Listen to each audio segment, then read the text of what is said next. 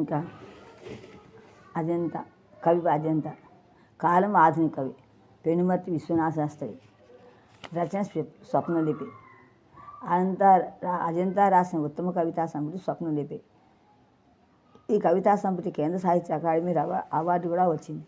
అజంతా స్వప్న ఖండి 1993లో త్రిపురనేని శ్రీనివాసు ప్రచురించాడు. కవిత్వం ఒక్కటే మర్మక్రీడ, పూర్తిగా అజ్ఞాతం స్వప్నమయం మంత్రమే అంటూ అజంతా కవిత్వం తానే నిర్వహించుకున్నాడు.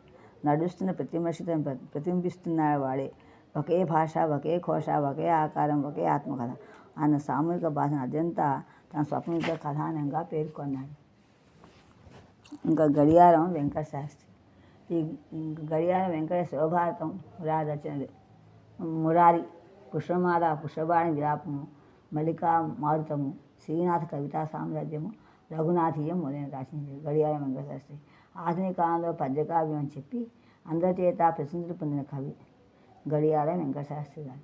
గడియారం వారి శివభారతం పరాయి పాలనను నిరసించి స్వాతంత్ర కాంక్షను అనుగుణంగా రగలగొట్టిన మహాకావ్యం. గడియారం వారి చారిత్రాత్మకమైన శివాజీ చరిత్రను శివభారతం పేరుతో పద్యకావ్యంగా రాశారు. అది ఆధునిక తెలుగు పంచమహాకావ్యాల్లో ఆధునిక తెలుగు మహాపంచ శివభారతం ఒకటి.